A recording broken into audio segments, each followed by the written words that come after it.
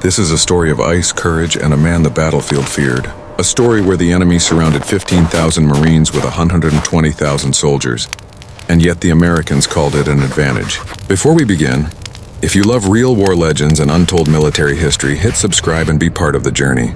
Now let us roll back to the frozen hell of 1950. The war drums had not even cooled from World War II when a new fire ignited in Asia, the Korean War.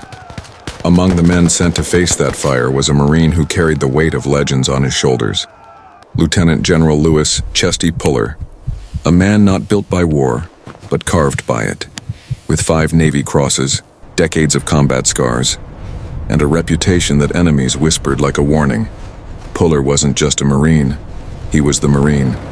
And the moment destiny tested him hardest came not in jungles, but in the frozen mountains of North Korea. The battleground was the Chosin Reservoir, a place where nature killed faster than bullets. The temperature collapsed to 40 degrees 40 degrees. Rivers froze instantly, skin cracked like shattered glass, and rifle oil turned to useless sludge. Trucks refused to start, wounds frostbit before bleeding. Medics had to thaw plasma packs inside their jackets just to transfuse blood. This wasn't warfare, this was survival. U.S. intelligence had misread the situation, and what was thought to be a retreating enemy turned into a nightmare when 120,000 Chinese troops silently engulfed 15,000 U.S. Marines under the cover of night. No tanks, no air warmth, no rescue line. Just snow, silence, and the sudden roar of mortars ripping through American positions. When the radio crackled with reports that the Marines were completely surrounded, many commanders would have panicked. But Puller's voice carried a grin that felt louder than fear. In one of the most iconic military moments in history, he said, "We are surrounded? Good. That simplifies the problem of getting to these people and killing them." There was no retreat in his vocabulary. He redefined the battlefield in a single sentence, turning despair into direction. The Marines looked at him and saw certainty. The enemy looked at him and saw death wearing a uniform. The Chinese launched wave after wave of night assaults, bugles blaring, rifles flashing, voices screaming across the ice like ghosts charging through a blizzard. Human wave tactics meant thousands of soldiers rushing without fear of death, believing numbers alone could crush the Americans. But every time they surged, the Marines met them with disciplined fire, artillery coordination, and freezing fingers pulling triggers without hesitation. Some machine guns became so cold the metal cracked. Marines urinated on weapons to unfreeze bolts. Others fought with bayonets when firing pins snapped from frost.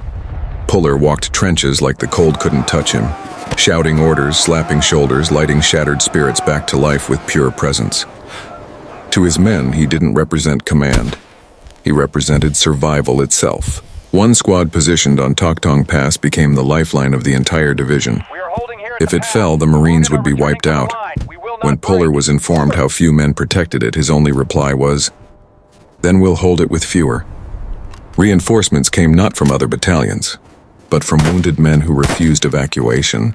Marines with cracked ribs, missing fingers, and frostburned faces limped back into firing lines because Puller fought beside them, not behind them. They didn't follow ranks. They followed him. After days of fighting, running out of ammunition, food, and warmth, the Marines did the impossible. They broke the encirclement not by retreating but by attacking their way out. It became known as the Chosin Reservoir Breakout, the greatest fighting withdrawal in U.S. military history.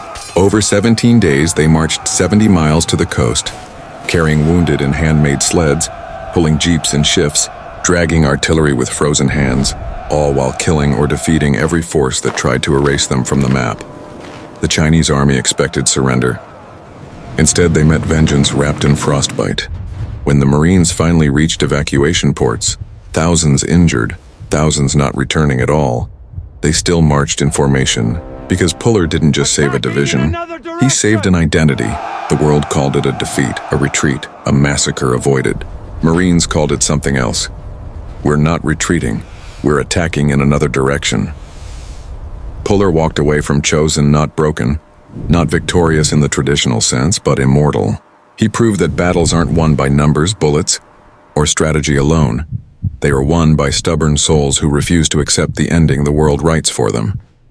The frozen wasteland of Chosin never melted the fire in his men. It only revealed it. This was not just a battle story. This was the day the cold learned to fear the Marines, and the man who taught it was Chesty Puller.